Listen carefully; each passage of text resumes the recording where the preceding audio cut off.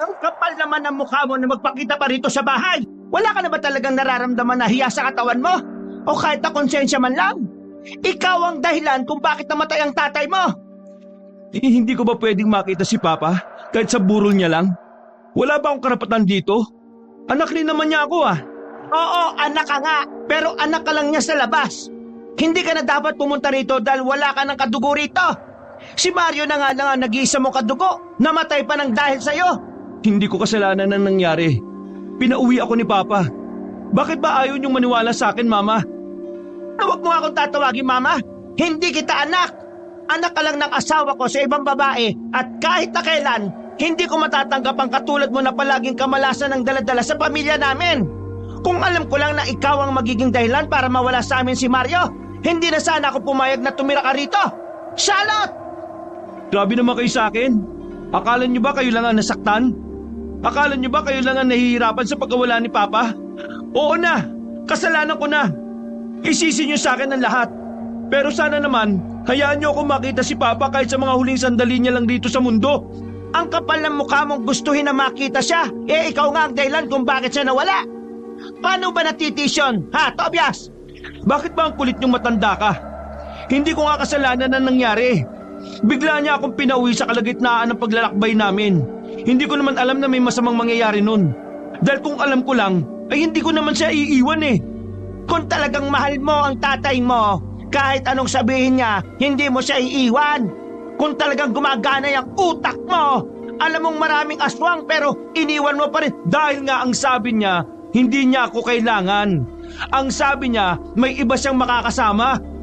Kahit na ano pang gawin mong dahilan, ikaw pa rin ang dahilan kung bakit siya namatay. Pinauwi ka niya para makaligtas ka. Kasalanan mo ang lahat ng ito. Ang mabuti pa, umalis ka na rito. Eto, ayan, sa'yo na yung mga biskwit na yan. Ibaon mo sa paglalayas mo. Ayan, yan na lahat yan. Isaksak mo sa baga mo. Ang sama-sama talaga ng ugali niyo. Kahit kailan ay... Ano? Sasagot ka pa? Ha? Ayan! Ano? Masakit ba? Mamumulay ang pisngi mo kakasampal ko pag hindi ka tumigil, ha? Tama na! Hindi niyo ako pwedeng saktan! Tuluyan nang hindi nakapagpigil si Tobias.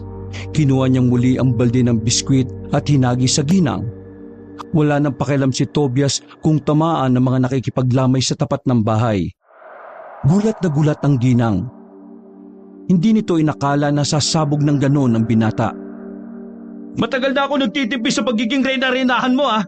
Baka nakakalimutan mong matanda ka. Mamamahay ni Papa ang bahay na yan. At hindi naman kayo kasal ni Papa kaya wala kang pakialam kung diyan pa rin ako tumira. Subukan mo akong pagbawalan ulit na pumunta rito. Ipapalit kita kay Papa sa kabaong. Nanlaki ang mga mata ng ginang sa narinig. Dire-diretso naman ang binata papasok ng bakuran at saka lumapit sa kabaong ng ama.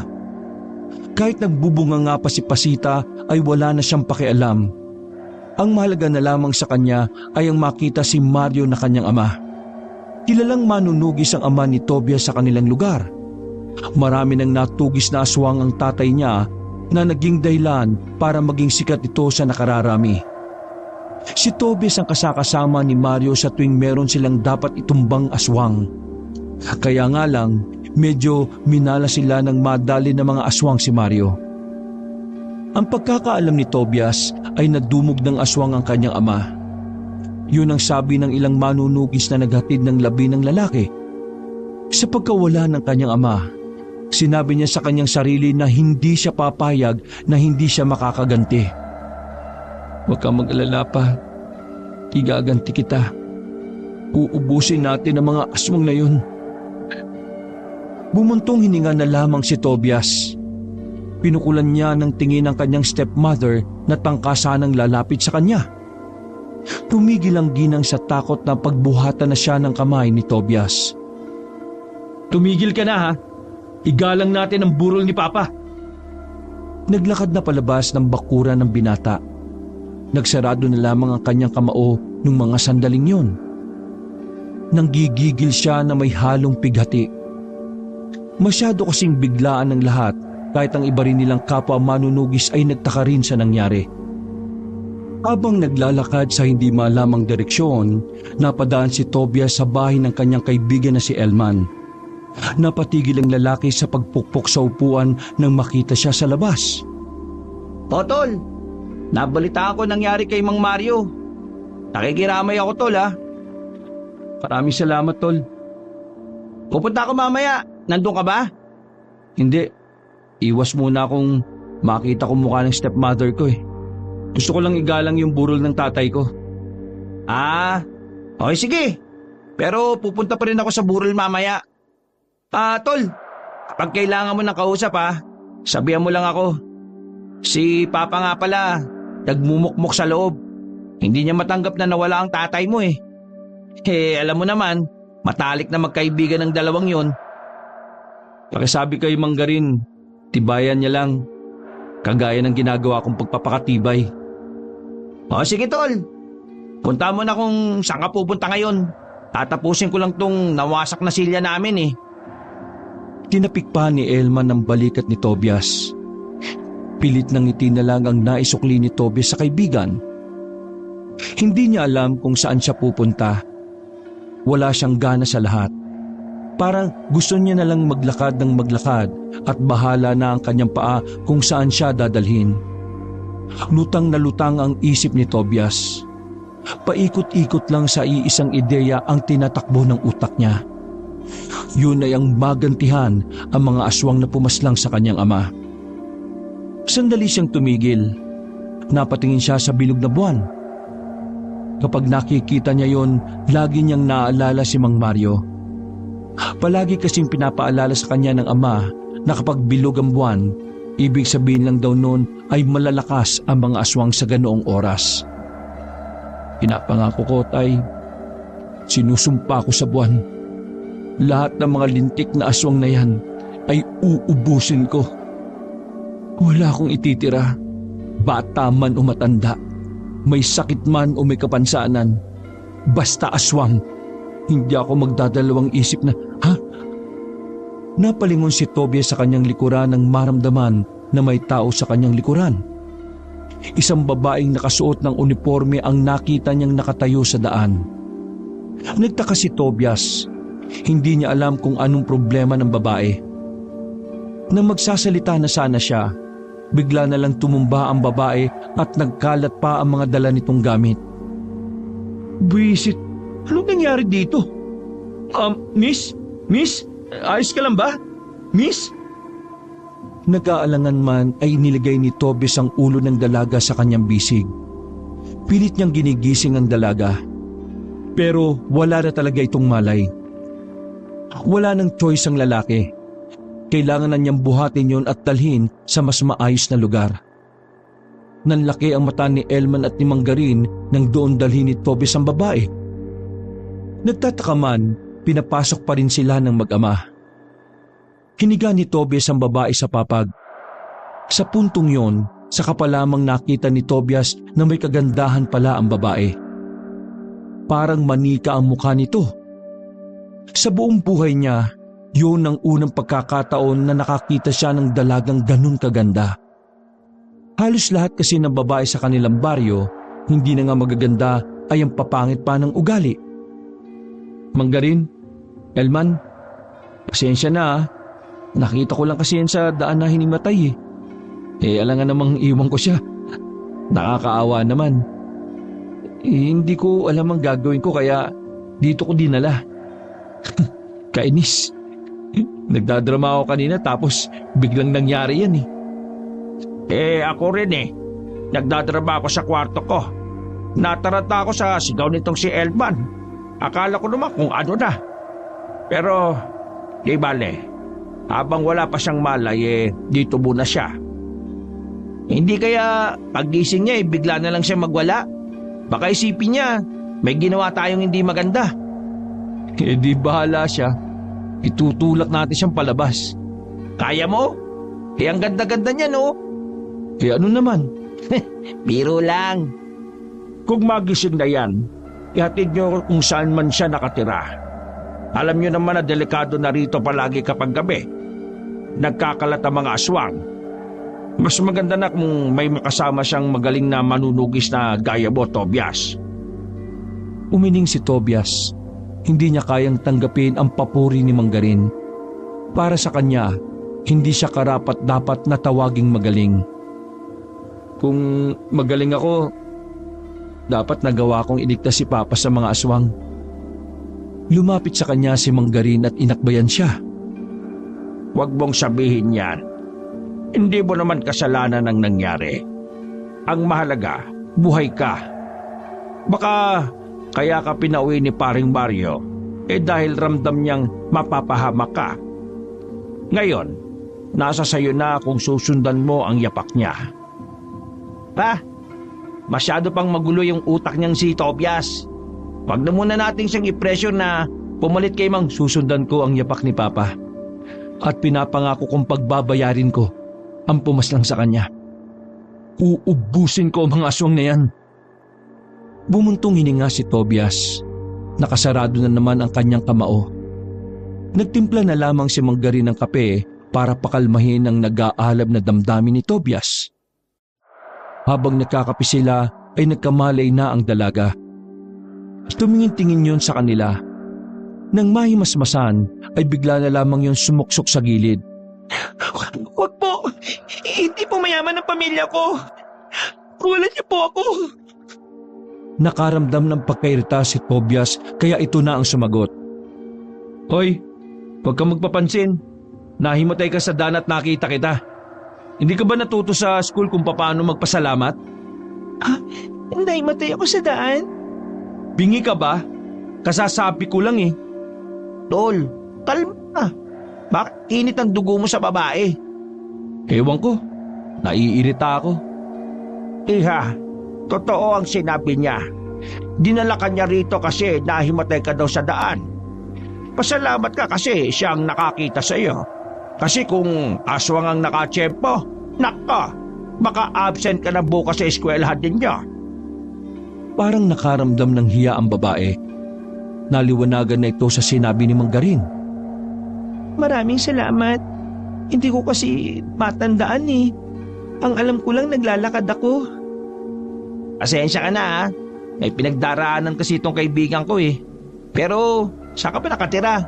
Para maihatid ka namin. Ihahatid niyo ako? Oo, delikado na kasi sa daan eh. Baka hindi mo lang alam ha, sasabihin ko na sa'yo. May mga aswang nang gumagala-gala. Mga manunugis ang target nila. Pero delikado pa rin para sa sibilyan na makadaupang palad sila. May usap-usapan na pati mga sibilyan binibiktima nila. Kaya ko naman ang sarili ko eh. Maraming salamat na lang. Hindi mo kaya ang sarili mo. Hinimatay ka nga eh. Wala kang nagawa. Iha, magpatid ka na sa kanila. Mababait naman ang dalawang ito.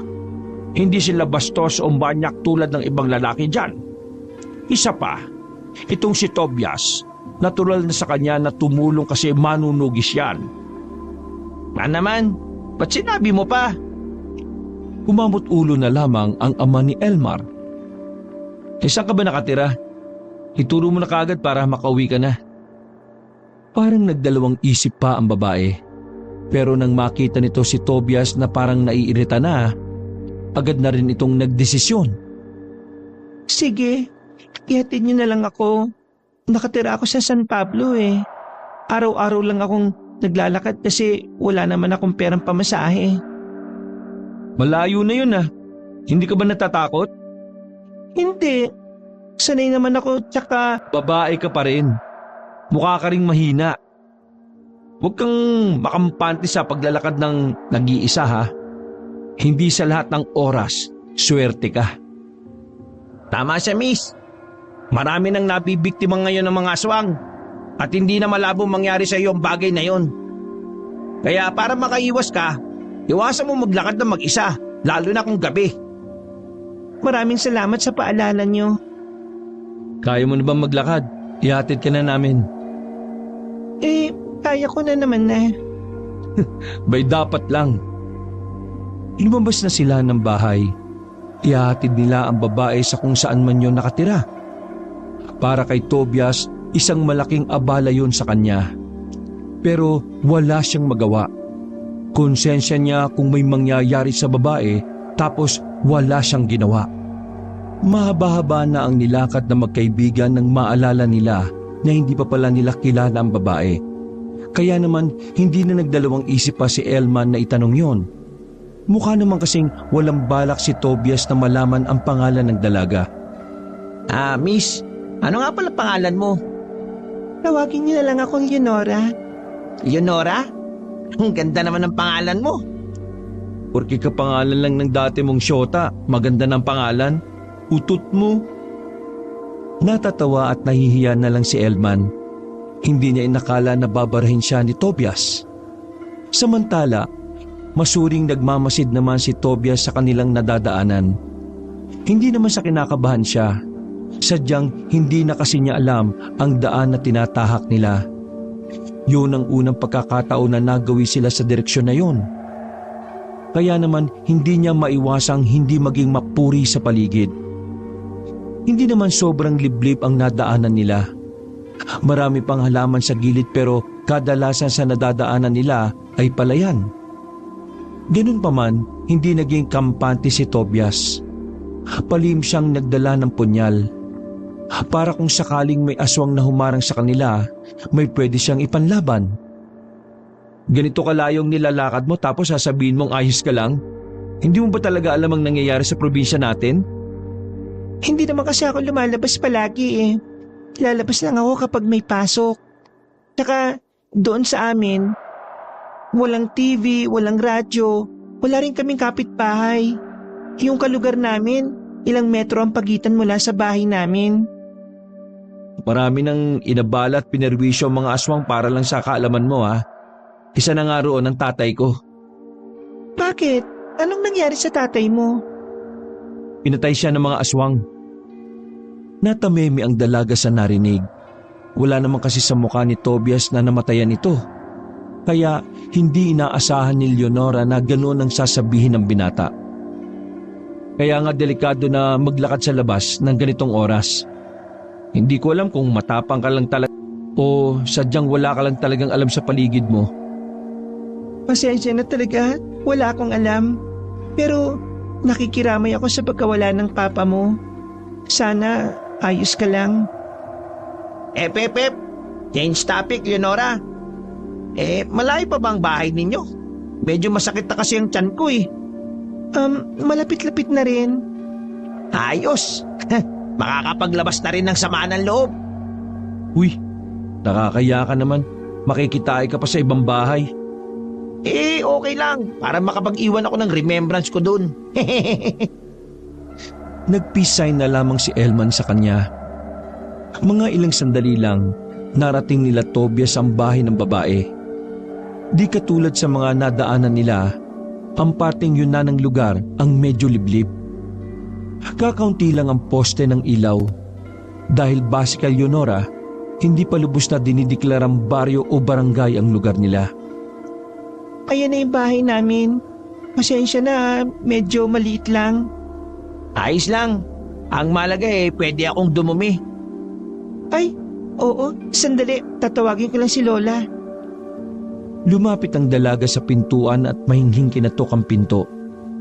Wala pang ilang sandali ay bumukas na rin ang pinto at bumungad ang matandang babae na puti na ang buhok. Bakit ngayon ka lang nakauwi? May project na naman kayo sa school. Teka, sino ba ang mga lalaking ito?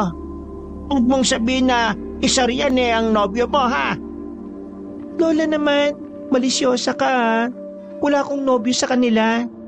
Nagmagandang loob lang sila na ihatid ako. Magandang gabi ho. Nakita ko po kasi siya na hinimatay sa daan. Ako lang ang naroon kaya tinulungan ko po siya. Nang magkamalay siya, sabi ko ihahatid namin siya dahil delikado nga ang daan. Maraming salamat sa inyo kung ganon. Ito kasing si Leonora kapag napapagod yan talaga minsan hinihimatay yan.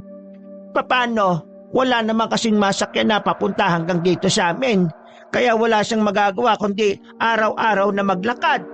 Pero maraming salamat talaga sa inyo mga iho. Lola, mawalang galang na po. Pero, pwede bang makigamit ng banyo? Banyo ka pa? Pwede naman makigamit. Dumiretso ka lang ha. Huwag kang lilingon sa kahit saan. Basta, diretso ka lang. May tawag sila sa ganyan focus sa goal. Ngumisi na lamang si Tobias dahil sa pagiging makulit na matanda. Gustong-gusto na niyang umuwi ng mga sandaling yon, pero habang naghihintay siya kay Elman, naging interesado siya bigla sa lugar na yon. Sa hindi kasi malamang dahilan, parang nakaramdam si Tobias ng kakaiba. Palagay niya, dapat siyang mag-usisa sa lugar na yon. Sa dami na kasi ng lugar na napuntahan nila ng kanyang ama, parang yun na lang yata ang lugar na hindi niya alam. Leonora, anong tawag sa lugar ninyo? Ang tawag ng iba dito, baryo ng Baldos. Pamilya Baldos kasi ang unang tumira dito noon. Pero ang tawag naman ng iba dito, libliban. Kasi liblib na. Bakit? Marami na kasi ako napuntahan ng lugar sa probinsya natin. Pero hindi ako pamilyar dito Kailan lang naman kasi nabuo ang baryong ito. Hindi pa nga kami kinikilalang baryo May napalitaan ka bang merong aswang dito? Sa tanong na yun ay parang nabigla ang babae. Agad itong tumingin sa malayo para hindi makita ni Tobias ang panlalaki ng mata nito. Aswang? Wala naman akong nababalitaan. Di ba nga, lagi lang akong nasa loob ng bahay? Nakakabagot siguro kapag katulad mo, no? Puro aral lang. Natawa na lamang ang babae. Tumayo na si Tobias nang lumabas na si Elman sa banyo. Nagpaalam na rin sila dahil mag-aalanganing oras na rin. Isa pa, kailangan ni Tobias na bumalik sa burol ng ama. Sigurado ba kayong hindi na muna kayo magkakape? Naku, maraming salamat na lang po. Mas marami pong kape sa burol namin. Sige ho, aalis na ho kami. Maraming salamat ulit Mag-iingat kayo. Hindi na lumingon si Tobias habang si Elman naman ay kumaway-kaway pa sa maglola. Habang naglalakad sila palabas ng baryo na yon, meron silang nakasalubong na dalawang lalaki. Nakatingin lang din yon sa kanila na parabang nakikiramdam kung may gagawin silang masama. Bakit tol? Kilala mo ba yung dalawang yon? Mga aswang. Aswang yun? Pero wala akong gagawin. Masama kutob ko Pakiramdam ko, marami sila rito. Sinasabi mo bang badyo to ng aswang? Hindi. Iniisip ko lang na dahil liblib ito, may mga napapadaan o nakatira din talaga ritong aswang. Pero hindi alam ng mga tao. Kagaya na lang ng dalawang yon. Kung nadala ko lang yung espada ko, tatapusin ko sila Kaso, punyal lang na maiksi ito. Babalik ka rito. Oo, pero hihintayin ko munang mailibing si Papa. Magsasanay pa ako. Magpapalakas ako. Saka ko sila iisa-isahin. Nakakatakot ka kapag nagsiseryoso ka, tol. Matakot ka kapag hindi na ako seryoso. Kasi hindi na ako yun kapag ganun. Tara na. Pinagpatuloy ng dalawa ang paglalakad kahit na may nararamdamang pag-aalala. Nakikiramdam si Tobias sa paligid kung merong nasunod sa kanila. Pero sa awa ng Diyos ay wala naman silang nakita. Hindi mawala-wala sa isipan ni Tobias ang dalawang lalaking aswang nang makabalik na sila sa kanilang baryo. Naisip niya na lang bigla na parabang mas magiging kampante na ang mga aswang. Unti-unti na nilang nilalabas sa mga sarili nila na parang normal lang na tao. Bumuntong hininga na lamang si Tobias habang nasa lamesa sa burol ng kanyang ama. Patingin-tingin pa sa kanya ang stepmother na si Pasita. Pero sa pagkakataon na yon, nag-aalangan na itong lumapit sa kanya. Maging ang ibang kakilala ng ginang ay natatakot na rin kay Tobias. Hindi kasi inaasahan ng mga yon na papalag na ang binata kay Pasita. Muli siyang lumapit sa kabaong ng ama at pinagmasdan ang mukha nito. Nakita niya na parang nakasimangot o malungkot ang mukha ni Mario. Lalong nanikip ang dibdib ni Tobias. Palagay niya kasi ay hindi pa talaga handa ang kanyang tatay na mawala sa mundong ito. Nakaramdam na naman ng galit ang binata, pero mas lumalamang ang sakit sa kanyang puso. Pagkatapos niya ron, nagtungo na muna siya sa isa pa nilang bahay. Ang bahay na pinundar ng kanyang ama para pagtaguan ng kanilang mga gamit. Ang bahay na yon ay nakatirik sa dulo ng baryo, na kung saan ay wala ng gaanong tao na nagagawi roon. Kinuha niya ang kanyang espada na nanggaling pa sa ilalim ng papag. Yun ang espadang bigay ng kanyang ama nung siya ay baguhan pa lamang sa pagiging manunugis. Katagal-tagal na rin mula nang hindi nadadampian ng dugo ang talim nito ha. Pero ramdam ko na, nararamdaman ko na muli na kita magagamit. Hinalikan niya pa ang kahabaan ng espada. Pinagmasdan niyang maigi ang talim nito. Napadako ang tingin ni Tobias sa bintana nang maramdaman niyang tila may taong napadaan sa labas. Hinawakan niya agad ng mahigpit ang espada at inihanda ang kanyang sarili. Maraan siyang naglakad. Paglabas niya ay naramdaman niyang nasa bubungan ang kaluskos. Pagtingala niya ay nakita niya roon ang isang tiktik. Nanlilisik pa ang mga matang nakatingin sa kanya at naglalaway. Nasa aktong aatakihin siya nito, pero dahil may kaalaman naman si Tobias sa pakikipaglaban, hindi siya nito nagalusan. Agad na nataga ni Tobias ng espada ang tiktik. Tinamaan ito sa tagiliran na naging dahilan para mapabagal ito. Ang lakas ng loob mong pumunta rito na mag-isa ha? Walang awang tinaga ni Tobias ang aswang sa liig nito. Nang masigurong wala na itong buhay, ay sinunog na niya ang aswang. Lumingon-lingon pa siya sa paligid pero wala na siyang nakita. Nung mga sandaling yon, ramdam na ni Tobias ang pagmamadali ng mga aswang na malaga sa mga manunugis. Isang hindi magandang senyales para sa kanya. Makalipas ang ilang araw, nailibing na rin ang labi ng ama ni Tobias na si Mario. Nilunod din ng binata ang sarili sa pag-iensayo para maging karapat-dapat na kapalit ng kanyang ama. Kahit na papaano, ramdam naman ni Tobias na may pag-unlad sa kanyang sarili.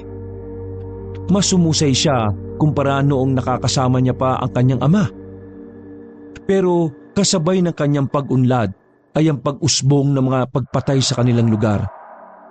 Ilang beses na papabalita na may ilang albularyo at manunugis na ang natatagpo ang patay. Bagay na nagpapatunay na hayok ang mga aswang na ubusin silang lahat. Huwag kang mag-alala. Hindi ko naman aangkinin ang lupa ng naiwan ng tatay mo. Isaksak mo sa baga mo kung gusto mo. Wala ka naman kasing karapatan talaga eh. Kasi hindi ka naman tunay na asawa. Itong bahay lang ang pwedeng mapunta sa'yo. Wala naman na akong pakialam sa bahay na ito eh. Kasi mabubulok na rin. Hindi ba pwedeng hati tayo sa lupa? Napangisi si Tobias. Noon pa man alam na niyang naghahangad din ang ginang sa mga maiiwan ni Mario. Hindi. Bakit? Sino ka ba? Ibibigay ko ang lupa sa tao makakapagpalago ng sakahan ni Papa. Kanino mo naman ibibigay ha? Sa mga kamag-anak mong hilaw? Wala ka na ron. Basta hindi sa'yo. Nanggagalaiti ang ginang sa sinabing yon ni Tobias. Pero wala namang yung magawa. Sa batas, si Tobias lang talaga ang may karapatan sa lahat ng ari-arian na naiwan ng yumaong ama. Nagtungo si Tobias sa tirahan ni Manggarin at anak nitong si Elman. Sakto naman na nagpapahangin lang sa bakuran ng mag-ama noong mga sandaling yun. Pumasok si Tobias at saka nakangiting inabot ang papel kay Manggarin. Ano ito? Mga papeles siya ng lupain ni Papa. Bakit mo sa akin ibinibigay? Ikaw lang po kasi ang nakikita kong pwede magpatakbo ng sakana na iwan niya eh. Sayang ang mga pananim doon. Sagana pa naman. Wala rin kasi akong alam sa ganyan eh. Ikaw lang yung kasakasama ni Papa sa sakahan. Kaya naisip ko na baka kaya mo kong tulungan sa bagay na ito. Sa iyo ko po ipagkakatiwala ito. Huwag po kayo mag-alala. Maghahati po tayo sa mga kikitain. Napatayo si Manggarin sa kanyang kinauupuan. Hindi ito makapaniwala. Sigurado ka ba, Tobias? Wala namang problema sa akin kung may kikitain ako. Ang akin lang mahalaga ito sa papa mo. Hindi ba mali na ipaubaya mo ito sa hindi mo naman kadugo? Parang kadugo ko na rin naman kayong dalawa ni Elman. Matalik na kaibigan ho kayo ni Papa. Matalik na kaibigan ko rin naman si Elman. Kayo ang laging nandyan sa amin kapag may problema kami. Kaya wag na ho kayo magtaka na mas may tiwala pa ako sa inyo kaysa sa mga kamag-anak ko. Ay nako, Diyos ko. Itong taong to, huwag ka mag-alala, iho. Gagawin ko ang lahat para maging maganda ang takbo ng sakahan natin. Maraming salamat to, Manggarin. Naging maganda naman ang pagpapatakbo ni Manggarin sa sakahan sa mga unang linggo. Masaya si Tobias. Dahil sa wakas, mas mapagtutuunan niya ng pansin ang pagtugis niya sa mga aswang. Hindi na siya humingi ng alalay sa mga kapwa nila manunugis. Mula nang mamatay ang kanyang ama, nawala na siya ng tiwala sa mga kapwa nila. Hindi man lang niya kasi nakitaan ng parehong interes ang mga ibang manunugis. Parang natakot pa nga ang mga yon na kalabanin ng ibang aswang. Pero wala nang pakialam si Tobias kung may sumama man sa kanya o wala. Ang mahalaga na lang sa kanya ay mapatay ang mga aswang. Naglalakad si Tobias patungo sa libliban noong mga sandaling yon. Babalik siya sa lugar kung saan nakatira ang dalagang si Leonora. Dala-dala niya ang kanyang gamit. Talagang mukha siyang manunugi sa mga sandaling yon. Habang naglalakad papasok sa libliban, nakasalubong niya ang matandang si Esang. Madilim na ang daan pero katakataka na nasa labas pa ang matanda. Nagkatinginan sila at napatigil. Iho, di ba isa ka sa nagatid sa apo ko? Tama ako, hindi ba? Opo, tama po. Ano ginagawa mo rito? Pupuntahan mo ba si Leonora? Natutulog na. Iba po ang pakay ko. Iho, sabihin mo nga sa akin, ano ka ba talaga? Tumingin ng seryoso ang lalaki. Hindi na niya itatago pa ang tunay niyang katauhan. Isa po akong manunugis ng aswang. Anak ng dating pinakamagaling na manunugis na pinatay rin ng mga aswang. Marios, Bakit po? wala naman. Sige po, tutuloy na po ako. Hahanapin ko pa yung mga aswang sa lugar na ito. Hindi na nagsalita pa ang matanda. Baka sa mukha nito ang labis na pag-aalala at kaba. Samantala, dire-diretso lamang si Tobias sa paglalakad. Wala siyang nararamdaman na kahit na kaunting takot. Nilagpasan niya ang bahay nila Leonora. Tinungo niya ang nakikita niyang bahay sa hindi naman kalayuan. Walang dalang langis si Tobias kaya medyo mahihirapan siyang tukuyin kung sino ang aswang. Ang magiging basihan na lamang niya ay kung sino ang maaalarma. Tao po! Malakas ang pagkatok na ginawa niya. Mga ilang sandali lang ay agad din naman itong nagbukas. Bumungad sa kanya ang dalawang lalaki na nakita na niya nung una. Sa loob ay meron ding iba pa na nagtatakang nakatingin sa kanya. Nang kunin na ni Tobias ang kanyang espada, agad na nagbago ng anyo ang mga nasa loob. Huli kayo, balbon! Walang sinayang na pagkakataon ng binatang si Tobias. Agad siyang pumasok sa loob ng bahay. Kahit na medyo masikip, hindi siya natakot. Una niyang inatake ang dalawang lalaki na nasa gilid.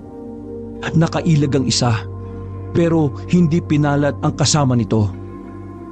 Kanya-kanyang gapang sa pader ang mga aswang. Mababangis at naglalaway-laway pa. Mga tiktik pala kayo! Mga mahihinang aswang! Pinuntong ni Tobias ang buong galit niya. Pinagtatataga niya ang mga naroon. Wala siyang pinatawad kahit na isa. Sa husay ni Tobias, hindi nagawang makapalag na mga aswang na naroon. Sa loob lang ng 1 minuto, nakabulagta na ang mga yon. Pagtingin ni Tobias sa labas, nakita niyang may mga tao nang nakakakita sa ginagawa niya. Kaya naman, hinila nila ang isang aswang at pinakita sa mga yon. Makinig kayo! May aswang sa lugar ninyo at kabilang ang mga ito sa mga yon. Kayo, wala bang aswang sa inyo? Nanginginig na umiling-iling ang mga tao. Natatarantang umalis sa mga yon. Hindi pa nakontento si Tobias. Sinunog niya ang mga bangkay ng mga aswang na kanyang napaslang. Kalmado lang siya sa gilid habang kumakain ng pinitas na bayabas. Parang wala lang nangyari. Naging halang na ang kaluluwa niya pagdating sa mga aswang. Nagsisimula pa lang ako. Iisa-isahin ko kayo, ha? Napatigil ang sasabihin ng binata nang biglang marinig niya ang magkakasunod na yabag ng paa. Tumayo siya nang makitang nasa labas na ng bakuran ng mga yon. Mga aswang ang mga yon. Inaasahan niya na may mga darating pa. Kaya hindi na niya maiwasang hindi masabik.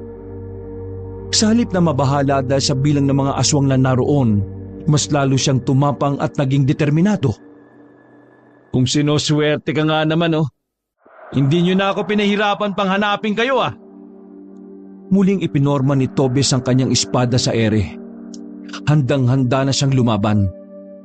Mga ilang sandali lang, kanya-kanya nang naglundagan ng mga aswang. Hindi nagpatinag ang binatang manunugi sa mga yun. Ipinakita niya ang kanyang husay sa pag-ilag. Hindi rin pangkaraniwan ang opensang ipinakita ni Tobias. Kahit ang mga aswang na yon ay nagulat sa kanyang kahusayan. Oh, bakit kayo tumigil? 5 pa lang ang nababawas ko sa inyo, ah. Natatakot na ba kayo? Sa isang iglap lamang, nakahandusay na ang mga aswang sa lapag. Nagkakatinginan ng mga aswang na naroon. Buong akala ni Tobias ay aatrasan na siya. Pero hindi niya inaasahan ang mga sumunod na nangyari. Bigla na lang kasing may tumusok na parang karayom sa kanyang leegan. Dahil doon, naramdaman niya ang pamamanhid ng kanyang muka. Sumunod doon ang bagyang pagkahilo. Buisit! Walang nagawa si Tobias kundi ang umatras. Mas mapapadali ang kamatayan niya kung papalagan niya ang mga yon. Napatingin siya sa gilid. Yun lang ang natatanging daan na pwede niyang suotan. Kahit na bahagyang nahihilo, hindi nagdalawang isip si Tobias na tumakbo papunta sa halamanan. Tumalon siya roon. Mabuti na lang ay nakakapit siya, kaya hindi siya natumba. Susuray-suray na tumakbo si Tobias papasok ng kagubatan. Pagtingin niya sa likuran ay nakasunod pa rin ng mga aswang.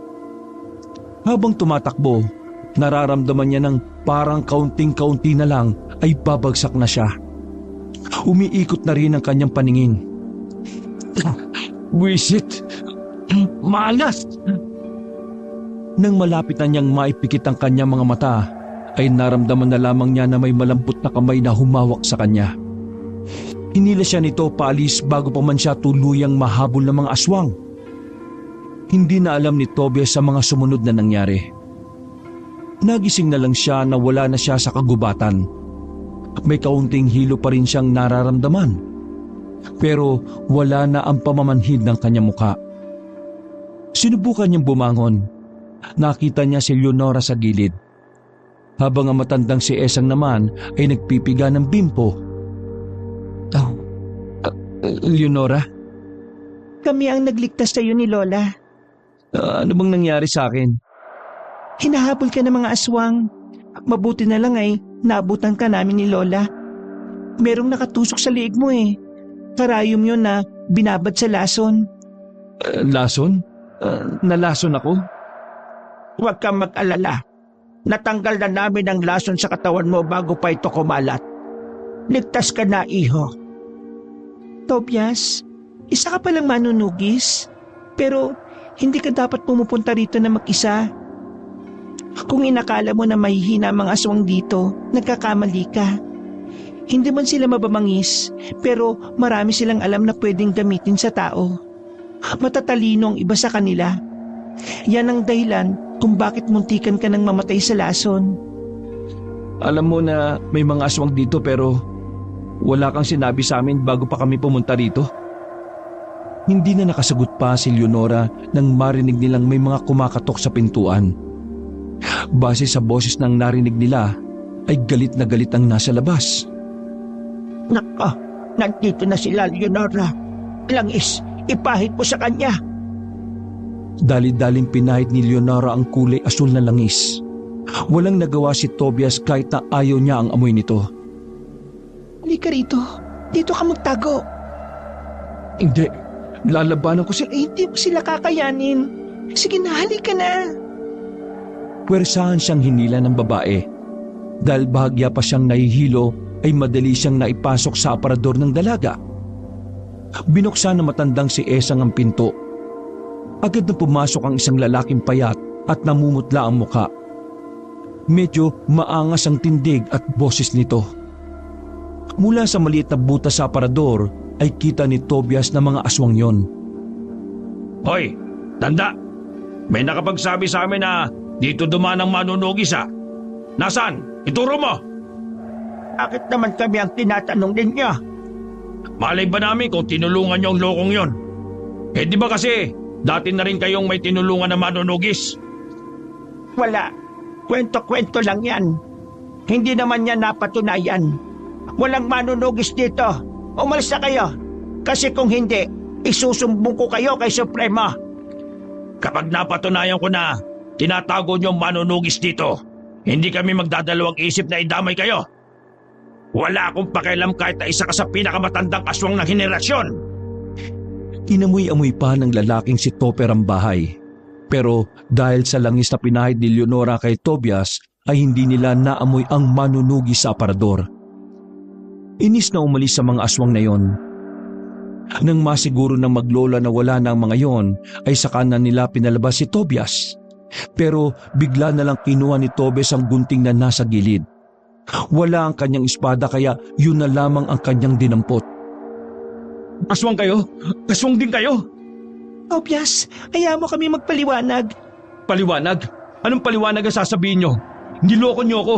Pare-pareho lang kayo mga aswang na magagaling manlinlang. Nasaan ang espada ko? Tayin ko kayo. Iho, kumalma ka. Hindi kami ang mga aswang na dapat mong kalabanin. Dahil katulad niyong mga tao, ang mga aswang ay nahahati rin sa dalawang uri. May masasama at may mabubuti. Sinasabi mo bang mabubuti kayo? Tumango ang matanda. Hindi nyo ako maloloko, ano? Alam ko ang ugali ng aswang. Iisa lang kayo. Naiintindihan ko ang nararamdaman mo, iho. Pero makinig ka sa sasabihin ko. Kilala ko ang ama mo, si Mario. Siya ang pinakamahusay na manunugis ng probinsyang ito. Minsan na rin kaming nagtago, pero wala siyang ginawa sa akin dahil alam niya hindi ako gaya ng iba. Alam kong hindi ka panipaniwala, pero ako ang nagbibigay ng impormasyon sa ama mo tungkol sa mga aswang.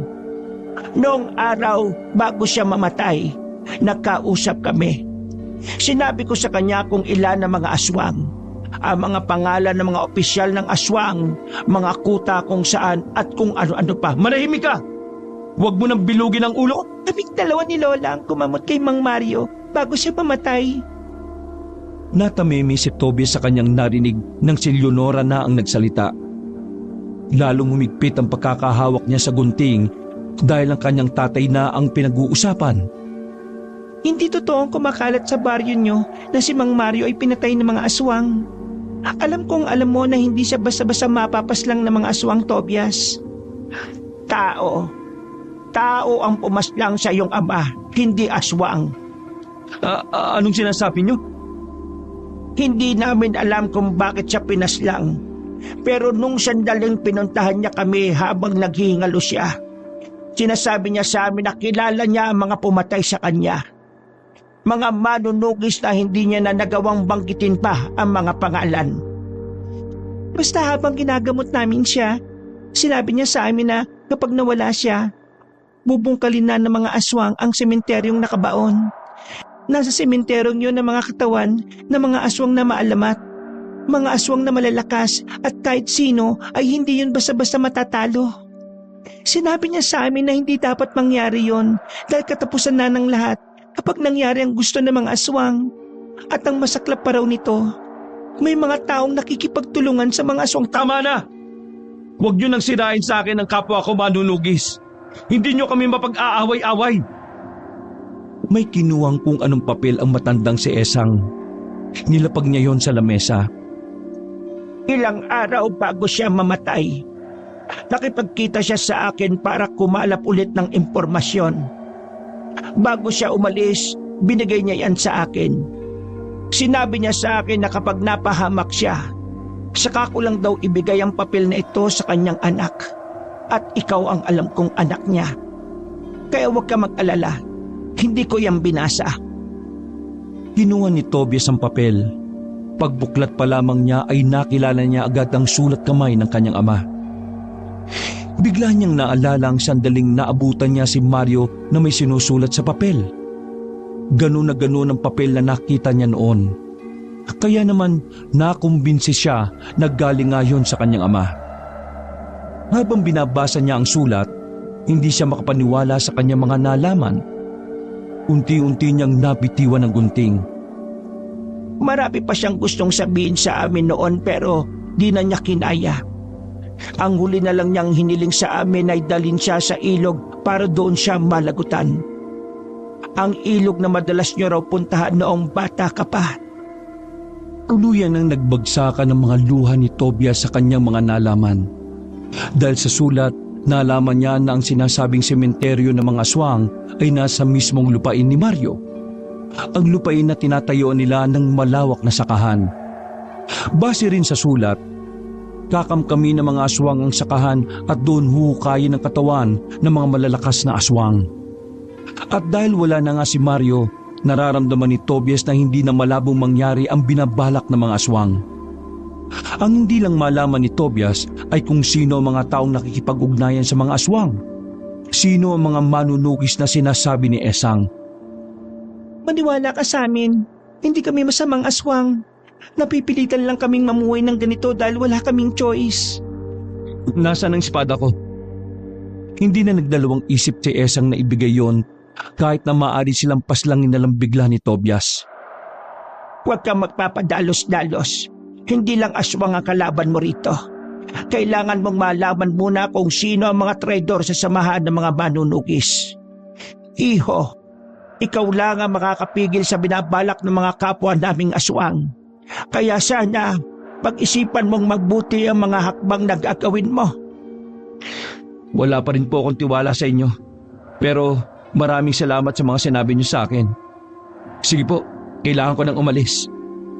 Tobias, sasamahan kita. Hindi na. Kaya kong lumaban mag-isa. Mapapakinabangan mo ko. Marami akong pwedeng sabihin sa iyo na kahinaan ng mga aswang. Isa pa, kailangan mo ng alalay, lalo pat dalawa ang kalaban mo rito. Tama si Leonora, iho. Kailangan mo ng makakasama. Marunong din naman makipaglaban ng apo ko. Marunong ding manggamot. Magtiwala ka sana sa akin. Gusto lang namin ni Lola na tumanaw ng utang na loob sa ama mo. Dahil mula nang buhayin niya kami, nagkaroon kami ng pagkakataon na makitang muli ang kabutihan. Huminga na lamang si Tobias. Ayaw man niya na may makakasama, pero napagtanto na lang din niya na mas maigi na rin yon. At natuto na siya sa nangyari sa kanya, na dapat hindi niya minamaliit ang mga aswang at hindi siya dapat nagpapadala sa kanyang emosyon. Sige, basta ayaw ko na magiging pabigat ha. May isa pa pala akong dapat sabihin sa iyo. Ano ho yun? Gamitin mo ang espada ng iyong ama. Yun lang ang makakapatay sa pinuno namin.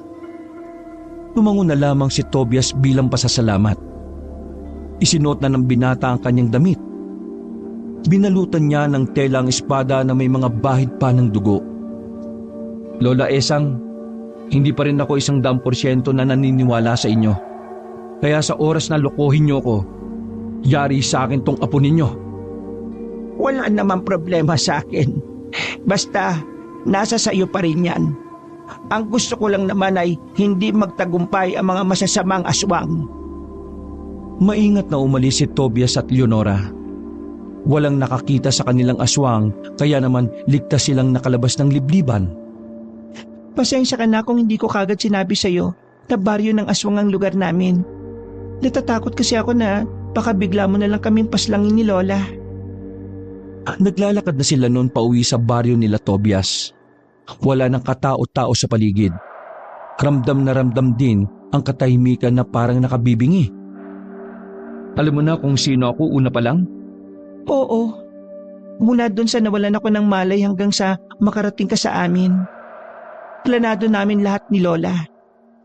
Pagtangka namin yun na sabihin sa iyo ang totoo, kaso nung gabing yun, kita ko na hindi mo pa kayang umintindi dahil masakit pa sa iyo ang lahat. Ganun ba? Sige. Hindi ka nagalit? Gusto mo ba makita kung paano ko magalit? Huwag na. Nanahimik na ang babae sa mga sumunod na sandali. Samantala, sa halip na umuwi si Tobias sa bahay ng kanyang ama, agad siyang dumiretso sa kanilang sakahan. Hindi niya maintindihan ang nararamdaman ng mga oras na yon. Kinakabahan siya. Pagkarating nila roon, tahimik na ang sakahan nila. Nakapagtataka na wala roon ng ibang mga magsasaka na dati namang nagtatrabaho para kay Mario. Nagkaroon na ng masamang kutob si Tobias. Ang unang pumasok sa isip niya, baka napahamak na si Manggarin. Meron ka bang nararamdaman na aswang na naririto? Meron. Marami sila. Doon. Tara, pumunta tayo ron. Marahan at maingat ang ginawa nilang paglapit. Malakas ang kutob ng dalaga na sa likod ng matataas na puno ay naroon ng mga aswang. Nang makarating sila roon, ay pasimple silang sumilip.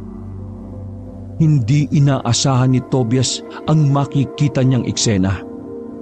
Maraming aswang ang nagtitipon sa bahay kubo na kung saan madalas na pinagpapahingahan ng mga magsasaka ni Mario. Pero nagsalubong ang kilay ng binata nang matanaw ang mga pamilyar na mukha na naroon. Ha? Si Manggarin? Si Elman?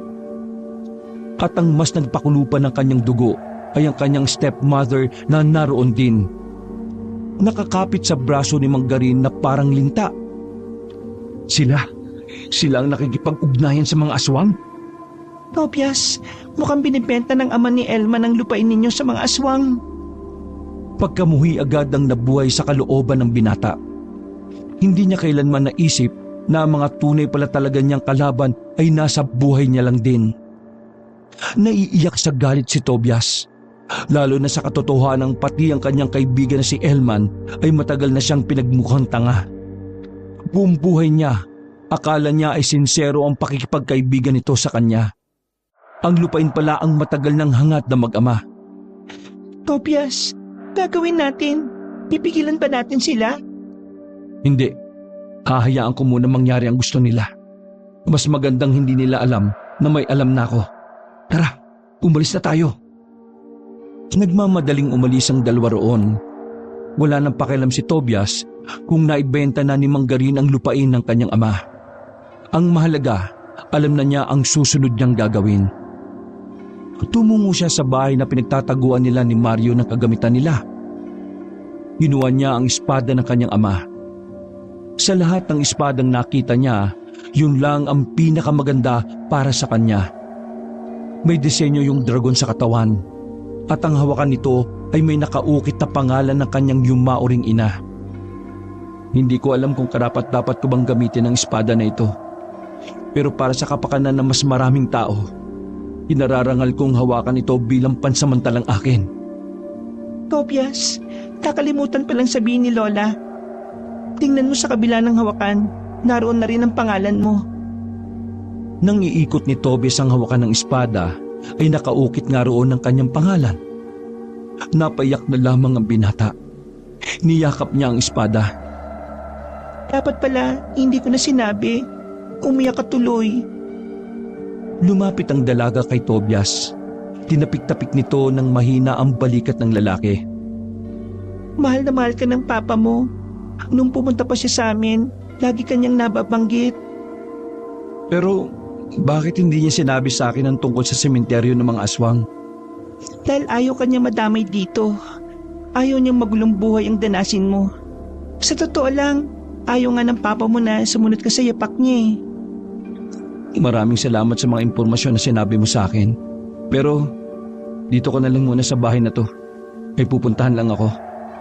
Kakausapin mo ba yung mag-ama? Tumango na lamang ang binata. Dala-dala ang espada ng kanyang ama ay naglakad siya patungo sa kinaroroonan nila Elman at Manggarin. Nang nasa tapat na siya ng bakuran, nakita niya si Elman na pasipol-sipol habang nagpapakulo ng tubig. Habang tinitingnan niya ang kaibigan niya, hindi niya pa rin maintindihan kung papaano siya nito tinraidor. Uy! Tobias! Gabi na! Anong ginagawa mo dyan? Lumapit si Elman sa kanya nang may ngiti sa muka. Normal lang ang pakikitungo nito na parabang wala itong ginagawang masama. Napadaan lang ako. Gusto ko lang kayong kumustahin kung nasa maayos ba kayong kalagayan. Maayos lang naman kami ni Papa. Si Papa, nagpapahinga na sa loob. Yung lupain kaya ng tatay ko, maayos pa ba? Tila ikinagulat ni Elman ang sinabi ni Tobias. Uutal-utal itong sumagot. Ha? Yung lupain? Yan, maayos. Maayos naman yon. Kaya huwag ka mag-alala. Ngumiti na lamang si Tobias kahit na ang totoo. Gustong-gusto na niyang hatawin ng espada ang tinuring niyang kaibigan. Nagpaalam na rin siya sa kaibigan. Kumaway pa si Elman sa kanya bago siya tuluyang makalayo. Ang sunod niyang pupuntahan ay ang mga kampo ng kapwa niya manunugis. Iisa-isay niya mga iyon para malaman kung isa sa mga iyon ang pumaslang sa kanyang ama. Pagdating niya, naabutan niyang nagiinuman ang ilang manunugis. Kasama na roon ang lider ng mga manunugis na si Hernando. Tobias, napadalaw ka. Long time no see ah. Hindi sana long time no see kung dumalaw lang kayo sa burol ng tatay ko eh. Yun ba? Pasensya ka na ah.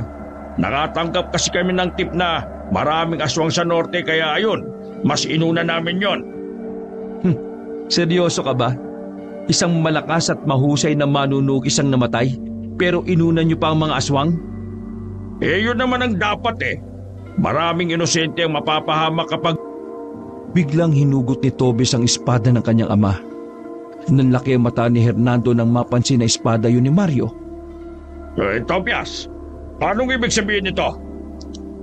Nagulat ang lahat nang makita nilang nakatutok na sa liig ng pinunong manunugis ang espada. Paghugot ka pa lang na espada, dapat alam mo na ang sagot sa tanong mo. Pero hanggang sa itutok ko sa iyo to, nagtatanga-tangahan ka pa rin? Ibaba mo yan, Tobias. Hindi yan magandang biro. Maging ang ibang manunugis doon ay nakikiusap na kay Tobias. Pero wala siyang pinapakinggan. Simpleng sagot lang naman ang gusto kong marinig sa inyo eh. Siguraduhin mo lang na magugustuhan ko ah. Sino sa mga kasamahan natin ang pumaslang sa tatay ko? Ano ka ba? Di ba pinaslang siya ng mga aswang? Bakit mga kasamahan natin ang pinagbibin? Sumagot ka na maayos! Nagtukunan ng kaunti ang leeg ni Hernando nang ibaon pa ni Tobias ang espada. Sino sa mga nandito ang pumatay kay Papa? Sumagot ka na maayos! Kung hindi, tutuluyan na kita! Sa takot na mas bumaon pa ang talim sa lalamunan, napilitan na lamang na umamin ang matanda. Oo na. Amin na ako. Kasama ako sa pumaslang kay Mario. Pero hindi ko naman talaga gusto yun eh. Nasilaw lang ako sa pera. Agad na nag-init ang ulo ni Tobias. Humigpit ang hawak niya sa espada. Pero hinintay muna niya kung sino-sino ang mga nakasama ni Hernando. Ang mga kasama mo? Sino-sino? Si Umeng, si Dando, at si Duroy. Sila! Apat kami! Nagkukuluan ng iba nilang kasamahan sa kanilang mga nahalaman. Habang ang tatlong nabanggit naman ni Hernando ay hindi na makatingin ng diretsyo. Bakit niyo pinaslang si Papa? Dahil sa pera. Nasilaw lang kami sa pera. Sinong nag-utos sa inyo? Si Paring Garin, siya ang nag-utos sa amin. Pinapatay niya si Mario sa amin. Alam mo ba kung bakit gustong mamatay ni Mang Garin si Papa? Ha? Hindi. Ang sabi niya, naiinis siya. Gusto niyang mawala si Papa para makuha ang lupain. Ibebenta niya sa mga aswang dahil ang lupain na yon ay libingan ng mga malalakas na aswang. Dahil sa ginawa niyo ay malalagay sa alanganin ng buong probinsya. Kapag nabuhay nila ang mga aswang doon ng sabay-sabay, katapusan na natin. Hindi mo ba naisip yon? Hindi. Kailangan ko rin kasi ng pera eh. At saka masyadong bida-bida ang tatay mo. Nalalagay kami sa alanganin ng dahil lang sa... Nagulat ang lahat sa ginawa ni Tobias. Nakita na lang nila na sumirit na ang dugo ni Hernando sa leeg. Sa ginawa ni Tobias, natakot ang tatlo pang kasama ni Hernando. Pero hindi yung pinatawad ni Tobias. Dinaplisan niya sa hita ang tatlo dahil may naisip siyang gawin dito. Kayong tatlo, hindi ko kayo tutuluyan. Pero huwag kayong umasa na mabubuhay kayo. Kayong lahat dito, kung gusto niyong maligtas sa mga kamag-anakan niyo, ay sumama kayo sa hangarin ko. Pipigilan nating mabuhay ang mga aswang na nakalibing sa lupain namin. Nakuha ni Tobias ang tiwala ng iba pang manunugis. Ginapos nilang tatlong traidor na manunugis. Habang si Hernando naman ay tinakpan na nila ng dahon ng saging. Walang umalma sa pagkamatay ng kanilang pinuno dahil nakasaad sa kanilang batas na kung sino man ang magtatraidor ay bitay o kamatayan ng kapalit. Nabukasan, isang nakakagulat na balita ang pumutok sa kanilang baryo. Patay na ang pinuno ng mga manunugis. Pinaalam ng samahan na si Hernando ang pumatay kay Mario. Sa nangyaring yun, naging aligaga ang mag-amang Elman at Garin. Samantala, nabuo na ang plano ni Tobias. Alam na niya ang gagawin pagsapit ng gabi. Kinahapunan, pinuntahan ni Tobias si Elman. Gusto malaman ni Tobias kung ano ang nararamdaman ng mag-ama. At kagaya ng kanyang inaasahan, wala sa wisyo ang dalawa. Hindi makausap ng maayos. Bagay na ikinatuwa ni Tobias dahil nagmumukhang tanga si Elman at Mang Garin sa kanyang harapan. Mang Garin, palagay ko nakakuha ko ng hustisya. Ang saya-saya ko. Hindi ko akalain na ang totoong pumaslang sa tatay ko nasa paligid ko lang pala. Ay, ganun ba? Mabuti naman at nalaman na rin natin kung sino ang may sala. Ay nako, pambihira talaga yang si Hernando. Mabuti nga sa kanya yan. Baka sa kilos ni Mang Garin ang pagiging aligaga, pero nanatili lang si Tobias na kunwari ay walang alam. May dala po akong pagkain. Tara, kumain tayo. Kailangan po nating i-celebrate ang tagumpay na ito. Walang nagawa ang mag-ama nang pumasok na si Tobias ng kanilang bahay. Inilatag ni Tobias ang litsong manok na binili niya pa sa kabilang baryo. Siya na rin ang nagsandok ng kanin para sa dalawa. Tol, maraming salamat ha. Hindi na kami mag-uulam mamayang gabi. Walang anuman. Hindi naman na kayo ibang tao sa akin eh. Sige na, kumain na tayo. Nakangiti si Tobias sa dalawa. Wala pang ilang minuto nang kainin ni Elman at Mang Garin ang manok ay nakaramdam na rin ng pagkahilo ang dalawa. Hindi kayo ibang tao sa akin. Kaya naman gusto kong iparana sa inyo ang kakaibang sakit. Napangisi na lamang si Tobias. Walang kamalay-malay si Elman at Mang Garin sa kanilang sasapitin. Matapos ipakuha ni Tobias ang mag-ama ay pinuntahan naman niya ang ginang na si Pasita. Pinatulog niya rin yon at dinala. Pagsapit ng gabi, nagtungo na rin si Tobias at Leonora sa sakahan na pagmamay-ari ni Mang Mario. Nagtayo sila ng pansamantalang kubo sa gitna mismo ng lupain. Sa loob ng kubo ay naroon ang ibang miyembro ng manunugis. Habang sa labas naman ng kubo ay naroon si Aling Pasita, Mang Garin at Elman. Kapwa sila nakagapo sa nakabaon na kawayan. Tobias, kailangan ba natin gawin yan sa kanila? Walang kapatawaran ang ginawa nila sa tatay ko. Huwag ka mag-alala. Hindi naman tayo ang papas lang sa kanila eh. Ha? Ibig sabihin? Maya-maya, darating na ang mga aswang para simulan ng pagbubungkal sa mga nakabaon sa sementeryo. Yang tatlong yan ang magiging hapunan nila. Naglakad palapit si Tobias sa kinaroroonan ng tatlo.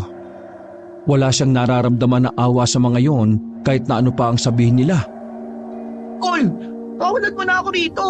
Napilitan lang naman ako sumama kay Papa eh. Hindi ko talaga gusto pangyari yun. Nakita kita kagabi. Kasama ka sa pagbenta ng lupain sa mga aswang. Sobrang saya mo nga nang tumanggap kayo ng pera eh. Ngayon, sabihin mo sa akin na hindi mo ginusto.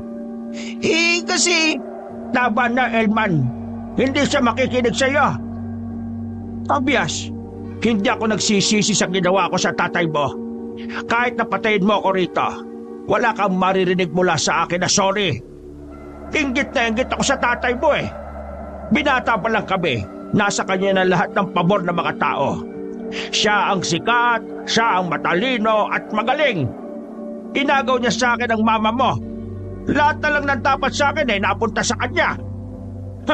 Tama lang ang ginawa ko. Masyado na siyang pumapapel sa baryo.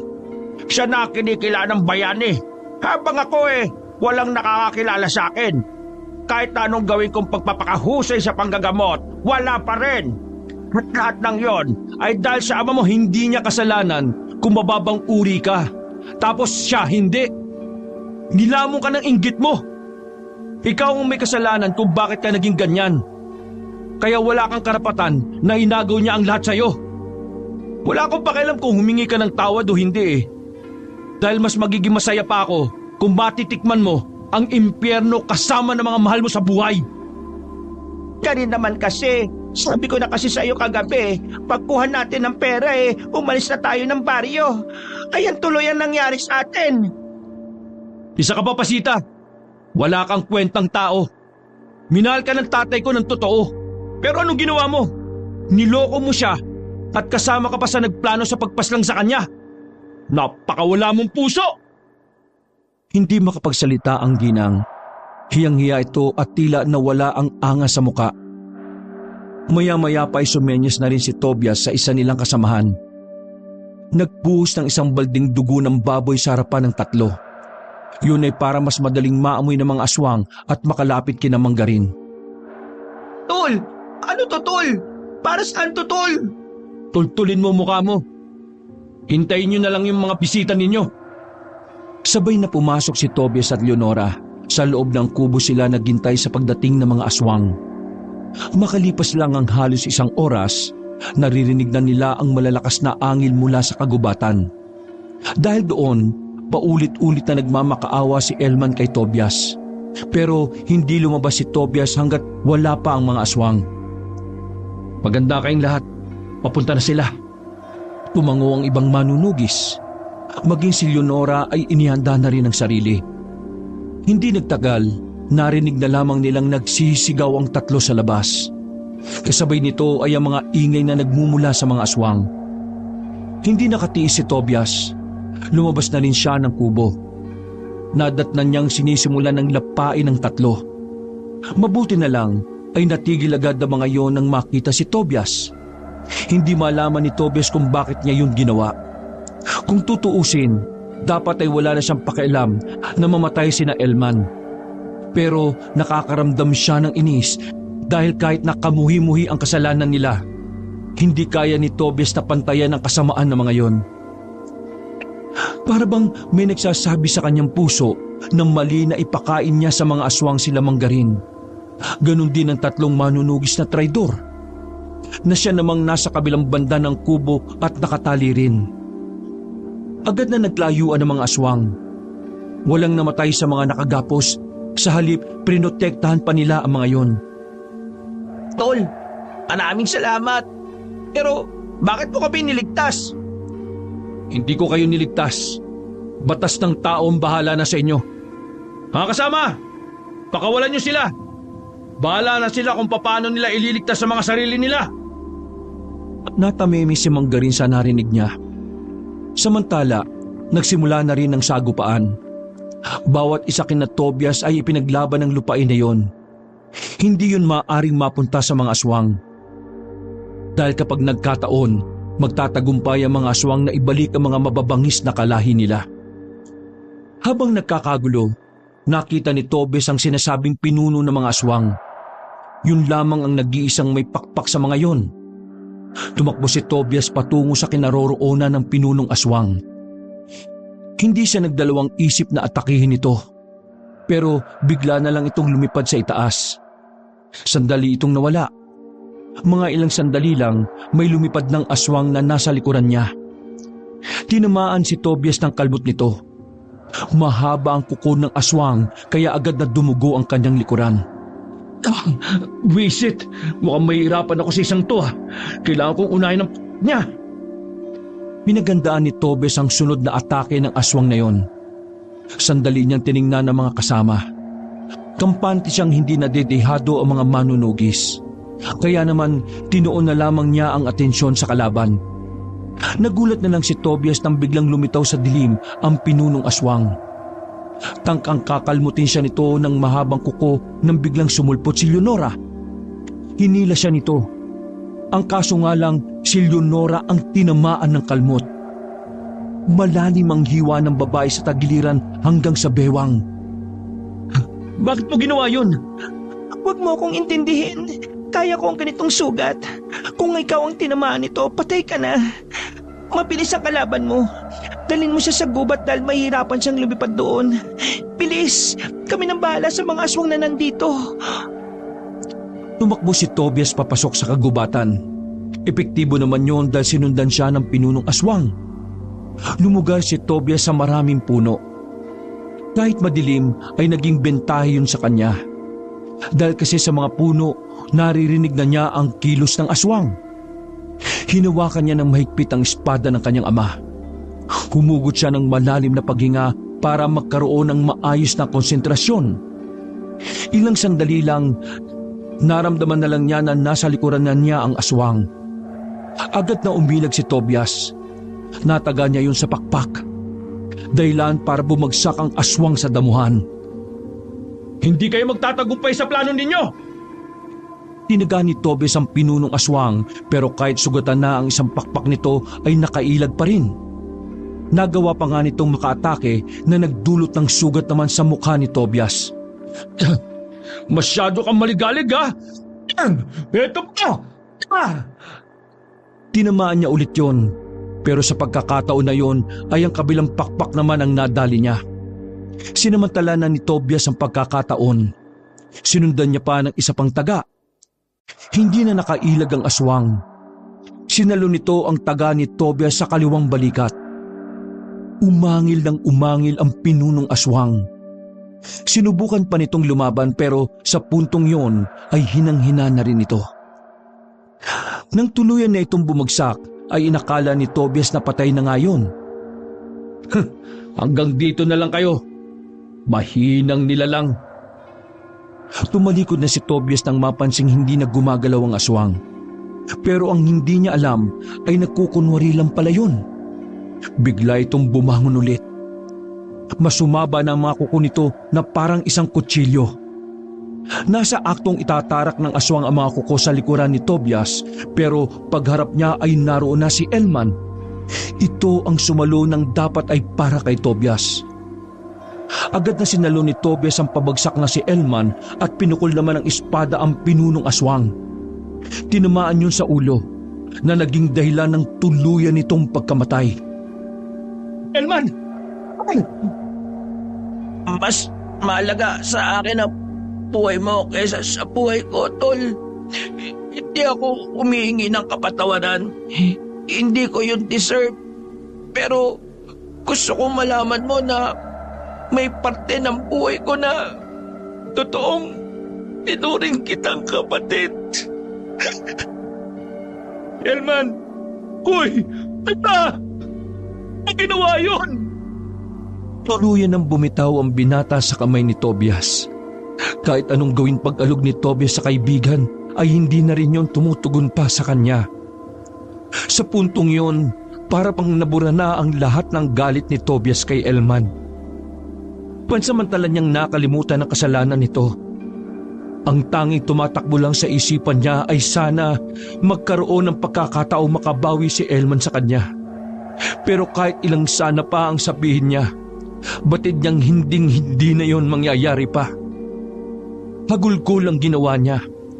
Bitbit niya ang katawan ng kaibigan at naglakad pabalik sa sakahan. Pagdating niya roon, natalo na ng mga manunugis ang aswang. Agad namang lumapit si Manggarin para kunin ang wala ng buhay na anak.